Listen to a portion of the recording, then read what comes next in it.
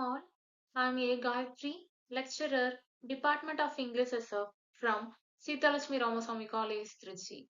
Now we are going to learn about literary devices.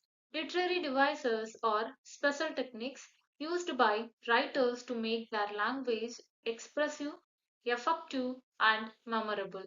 They help convey deeper meanings, create rhythm, and add beauty to literature. Let's see one by one. Allegory. An allegory is a story that carries both a literal meaning and a hidden deeper meaning. The term comes from the Latin word allegoria, meaning veiled language or indirect expression. In an allegory, characters, event, and setting symbolically represent moral, political, or philosophical ideas. There are two main types of allegories, fable and parable. A fable uses animals or non human characters to convey a moral lesson. A well known example is the ant and the grasshopper, which teaches the importance of hard work. A parable uses human characters to teach religious or moral lesson, such as the biblical story, the Good Samaritan. In literature, allegory appears in many famous works, such as Plato's Allegory of the Cave, represent human ignorance and the search for truth. John Bunyan's Pilgrim Progress described a spiritual journey towards salvation. George Orwell's Animal Farm is an allegory of the Russian Revolution and political corruption.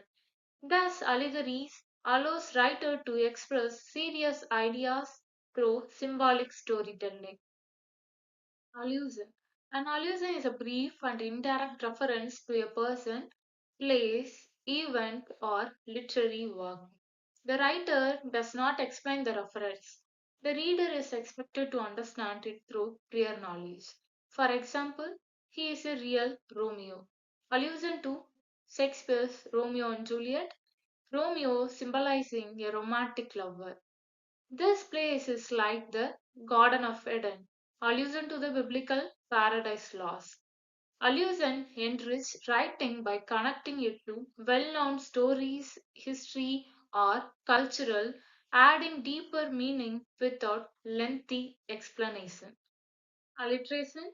Alliteration is the repetition of the same consonant sound at the beginning of the nearby words. It adds musical quality and rhythm to language, making lines more memorable. Example includes sea cell on the seashore. Peter Piper picked a peck of pickled peppers. Alliteration was widely used in Old English poetry, otherwise known as Anglo Saxon poetry. Later, rhyme was introduced by the Normans, but alliteration continues to be used in modern literature. Writers like Alfred Tennyson effectively employ alliteration in their works. Therefore, alliteration enhances sound and the flow of language. Anaphora. Anaphora is the repetition of a word or phrase at the beginning of the successive line or sentence. It is used to create emphasize, rhythm, and strong emotional effect. A famous example is from Charles Dickinson's A Tale of Two Cities. It was the best of time, it was the worst of times, it was the age of wisdom, it was the age of foolishness. The repeated praise, it was, creates a powerful rhythmic structure and highly contrasting ideas. Antithesis. Antithesis is a placing of two opposite or contrasting ideas in the same sentence or nearby sentence.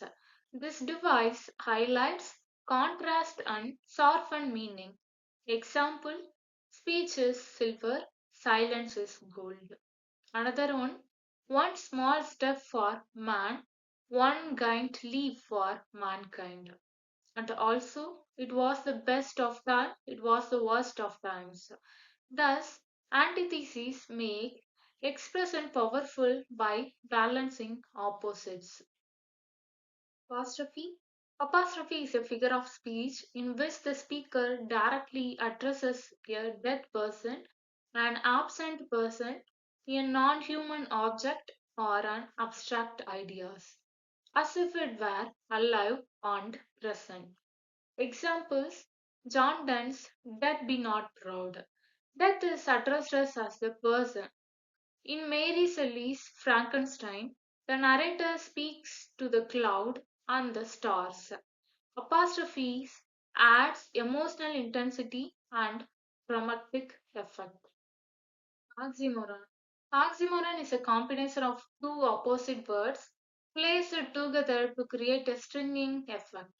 Example: sweet sorrow, living death. Hyperbole. Hyperbole is a deliberate exaggeration used to create emphasis or dramatic effect. Examples: I waited forever. Another one: he has a mountain of homework. And also, I have a million things to do. Metonymy. Metonymy is replacing the name of a thing with something closely related to it. Examples: the crown announced new laws. Crown related to king. The White House said.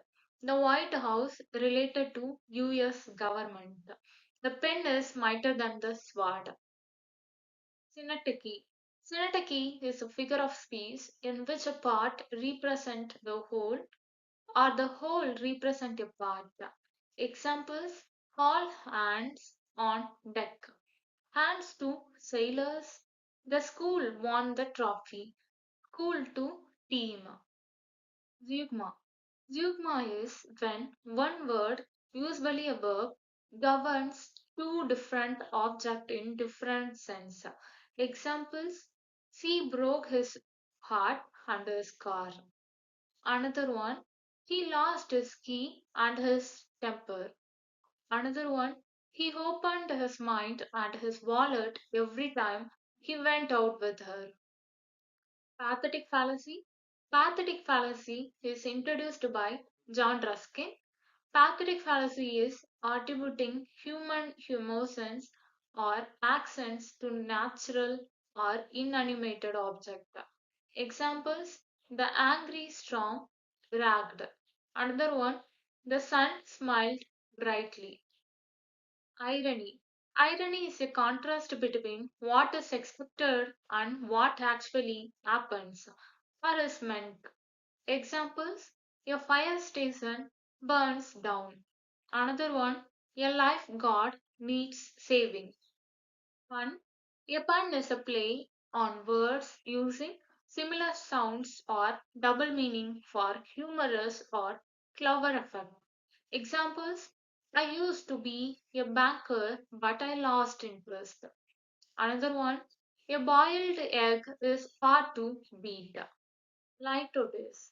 Litotes is an understatement that uses double negatives to affirm a positive meaning.